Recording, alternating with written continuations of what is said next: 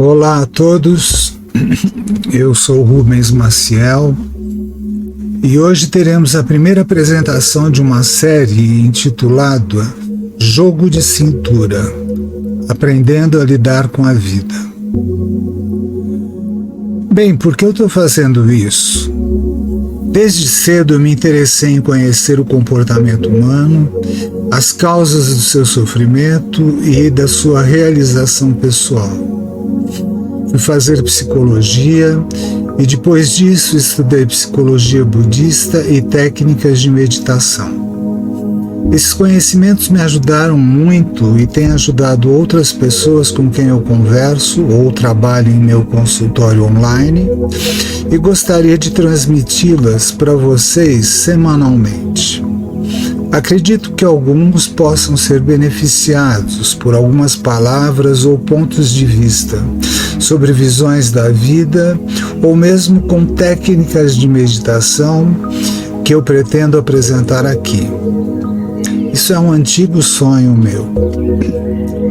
Fiz graduação em psicologia e mestrado e doutorado na Faculdade de Saúde Pública da USP, o que indica a direção que eu venho tomando, isto é, concretizar meu desejo de transmitir para o maior número de pessoas esses conhecimentos. Agradeço essa oportunidade que a diretoria da Rádio da Rua, representada pela senhora Vanessa Labigalini, que me proporcionaram esse espaço para transmitir meu programa pela Rádio da Rua, um veículo de grande divulgação e com alcance extraordinário. Então, eu vou apresentar conhecimentos tanto da psicanálise como da filosofia e psicologia budista, assim como técnicas de meditação. E ao final do programa nós teremos alguns minutos para que vocês enviem suas perguntas pelo chat. É claro, eu não poderei responder a todas as perguntas, mas nós teremos outros encontros e eu tentarei responder o maior número possível de pessoas. Primeiramente, eu queria falar de um dos maiores ensinamentos do budismo. Podemos dizer que foi o primeiro ensinamento que o Buda Sakyamuni transmitiu. Ele diz respeito à existência do sofrimento ou da insatisfatoriedade, cuja palavra original é dukkha, no idioma Pali, que significa uma roda com eixo fora do centro. E isso faz com que a roda não gire de forma regular, e sim com altos e baixos. Podemos criar um paralelo com a nossa vida. Ora estamos por cima, ora estamos por baixo. Às vezes temos dinheiro e saúde e outras não. É assim nossa vida. Passamos por um tempo de juventude, depois vamos envelhecendo, vamos adoecendo e morremos. Perguntem a si mesmos a sensação de falta de alguma coisa que sempre existe dentro de nós. Sempre estamos procurando por algo externo para nos preencher. Quando você acaba de comer algo que gosta muito, em seguida sente vontade de comer um pouco mais, não é verdade? Bem, então, constatamos a existência da insatisfatoriedade. Por conta, não é, dessa transitoriedade da vida, essa impermanência. Gostaríamos que as coisas estivessem sempre do jeito bom que estavam, mas elas podem mudar. Agora, Vamos tentar parar um pouco para considerar as causas do sofrimento e como reagimos a elas. Muito provavelmente, a maioria das pessoas nunca pensou nesse problema, ou pensou a partir de uma perspectiva equivocada. Vocês podem estar se perguntando por que eu vou falar de um assunto, né, que todos sabemos, a existência do sofrimento. Né? Todo mundo sabe que o sofrimento existe, mas a gente não sabe a sua real profundidade, a sua extensão, suas causas e como podemos diminuí-lo em nossas vidas. O sofrimento acontece a todo momento, com coisas pequenas, com coisas importantes, com coisas grandes, e a nossa reação é nos sentirmos frustrados e com raiva. Por exemplo, com problemas com um filho adolescente que quer sair de casa, problemas com a namorada ou com o marido, uma receita que não dê certo, até mesmo um talher que caia da sua mão. Na dissolução de um casamento, de sociedades, na perda de emprego, a perda de bens materiais ou de saúde. Nós temos um envelhecimento, não é? Então vamos perdendo também a nossa jovialidade e nossa energia, nossa saúde. Essas coisas acontecem o tempo todo. Acontece que isso é uma lei da vida, a impermanência das coisas. Se nós passarmos a pensar na lei da impermanência, podemos entender que apostar nas coisas condicionadas, dependentes uma das outras, que são externas a nós e estão em constante mudança, isso será um grande fator de risco. Todos passamos por isso, não é? Essa impermanência, esses sofrimentos, essas perdas, mudanças, velhice, morte, tudo isso são fatos naturais. E muitas vezes nós não conseguimos aceitar essa realidade. Alguns acham que isso é castigo de Deus, ou então ficam se lamentando, poxa, só comigo essas coisas ruins acontecem. Mas isso não é algo pessoal. Isso é um fato, é uma lei da vida. Então muitos desenvolvem uma atitude de revolta, de antagonismo com a vida. Bem, mas a vida é como ela é. E nós não temos o poder de modificá-la, de transformá-la de acordo com a nossa vontade. Podemos fazer alguns planos, né? Podemos querer uma faculdade, mudar um emprego e assim por diante. Mas o nosso controle sobre a vida, ele é relativo, não é absoluto. Muita coisa pode acontecer no meio do caminho. O grande ensinamento aqui é que não adianta nós lutarmos contra a vida. Precisamos aceitá-la como ela é.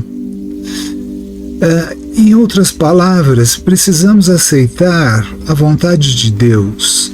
E isso não quer dizer passividade, não quer dizer que você não faça nada, que você não vá tentar se recuperar de uma doença ou buscar um novo emprego. Precisamos agir. Nós podemos e devemos buscar mudar as coisas para que elas tragam alguma segurança e conforto. Procure fazer o bem para você e para os outros. Mas se não puder, não faça o mal. Nós acreditamos inconscientemente que nós somos onipotentes, que nós podemos fazer qualquer coisa. Isso é uma tolice. E é uma tolice que faz com que a gente se meta em grandes problemas. Aceitar o fluxo da vida é como aceitar o fluxo de um rio sem querer se contrapor a ele. Procure não ficar zangado, pois você não vai mudar o fluxo das águas caudalosas. Nem fique se lamentando, reclamando sobre as coisas que acontecem, muitas vezes contra a sua vontade. Deixe de se vitimizar. Isto é uma atitude muito positiva que vai lhe acalmar. Se você começar a olhar para a vida dos seus conhecidos, vai perceber que a vida deles também é cheia de sofrimentos. Seja ele rico, pobre, velho, jovem, tem status, poder, não é ninguém escapa disso. Sendo assim, nós temos que nos incluir nessa categoria de ser humano em que estamos vivendo, todos nós. Bem, espero que essa perspectiva de vida possa esclarecer um pouco e levá-los a uma reflexão, uma meditação sobre esses fatos. Agora irei falar um pouco sobre o que é a meditação e para o que ela serve. As práticas de meditação servem inicialmente para que a gente volte o nosso olhar para o nosso interior, para o funcionamento da nossa mente, das nossas emoções, dos nossos hábitos, das nossas intenções. Nossa mente trabalha de uma maneira incessante. Pensamentos que vêm e vão, vagueando do passado ou viajando para o futuro, fazendo autoavaliações, uma série de questões que acabam com nossa energia e cegam a nossa clareza mental. Estamos em vários lugares, menos no presente.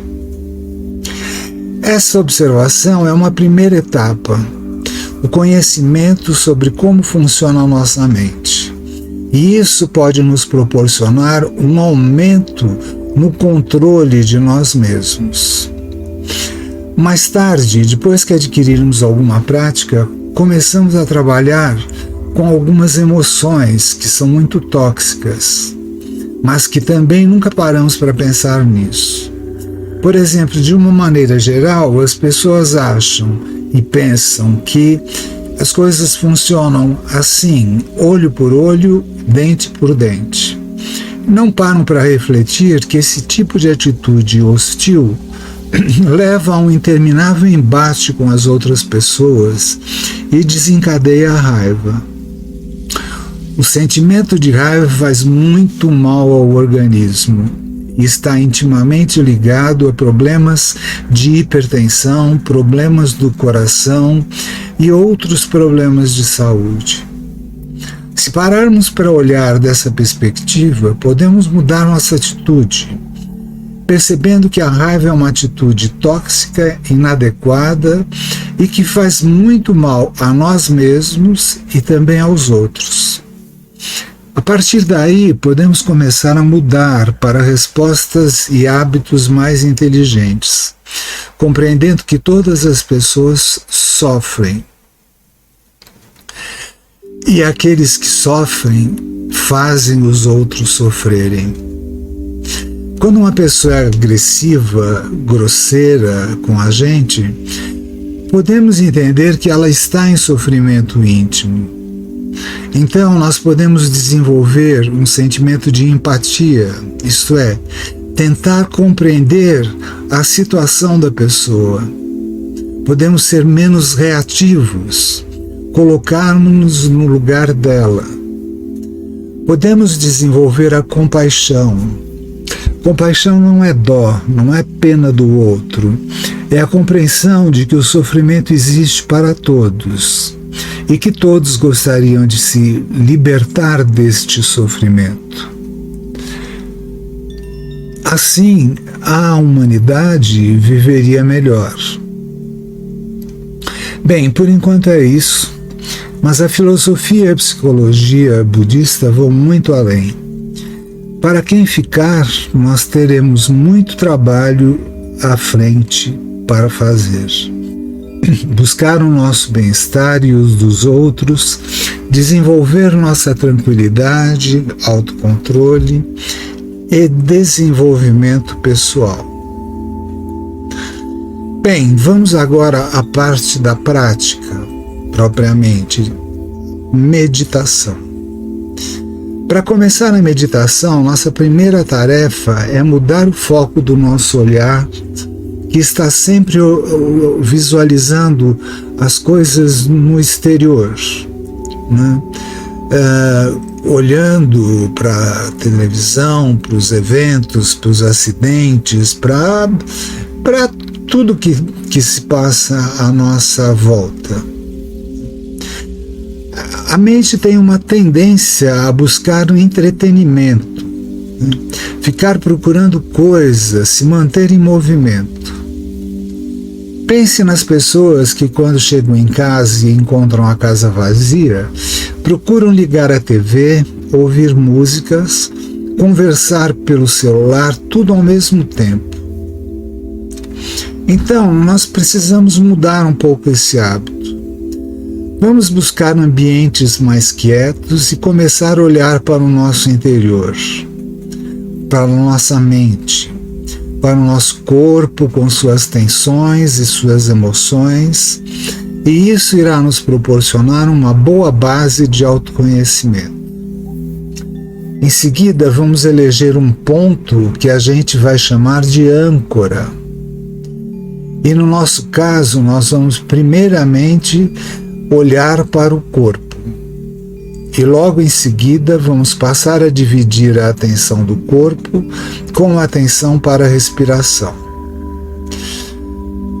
Quando você fizer isso, vai notar que a nossa mente é inquieta, ela é como um macaco pulando de galho em galho, e que nós somos levados por essa agitação, tendo altos e baixos, porque os pensamentos surgem e nos deixam alegres, eufóricos, ou tristes e deprimidos. E a gente não percebe que são esses pensamentos que surgem na nossa mente que são os causadores dessa instabilidade. Eles são muito rápidos, são muito fluidos. Então, vamos buscar um lugar silencioso, isolado, livre de interrupções. Procure sentar-se numa cadeira de espaldar reto e tente manter a coluna ereta, ou sente-se no chão na posição de yoga, também mantendo a coluna ereta. Para quem tiver muita dificuldade, pode fazer isso deitado. Não é o ideal, mas é melhor do que nada. Agora, você vai procurar manter sua atenção concentrada na âncora escolhida. Isso é, primeiro observar o corpo, sentindo-o desde os pés até os fios dos cabelos, e em seguida você vai dividir um pouco da sua atenção com a respiração. Durante esse processo você vai perceber que a mente vai levar você para vários lugares, passado, futuro, conversando com você mesmo, pensando o seu próprio pensamento, enfim, uma atividade incessante que provavelmente muitos de vocês ainda não parou para perceber. E nós vamos obter conhecimento dessa atividade, uma percepção dela. E com o tempo, a nossa mente começa a se aquietar. E podemos então começar a conhecer e controlar esses pensamentos e emoções, impedindo que eles afetem nossa mente sem que o percebamos, né?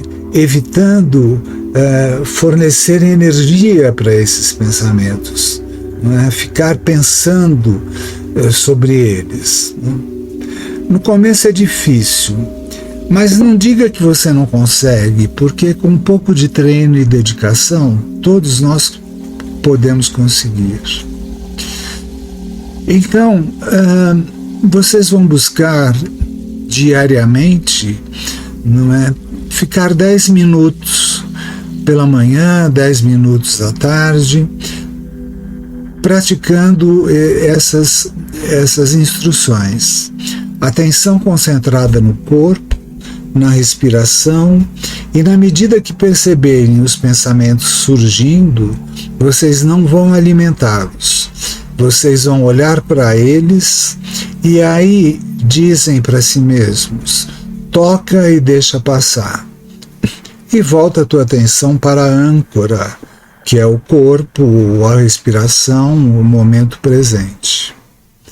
No começo vocês vão ter uma certa sensação de espanto por ver como a mente funciona e olhar para um corpo que em geral não damos atenção. Nós não aprendemos isso em casa e nem na escola, então precisamos criar um novo hábito, repeti-lo dia a dia, como fizemos com a tabuada na escola. Dia a dia nós estávamos lá repetindo 2 mais 2 são 4 e assim por diante, até que isso se internalize, né, e nós não precisamos mais fazer esforço.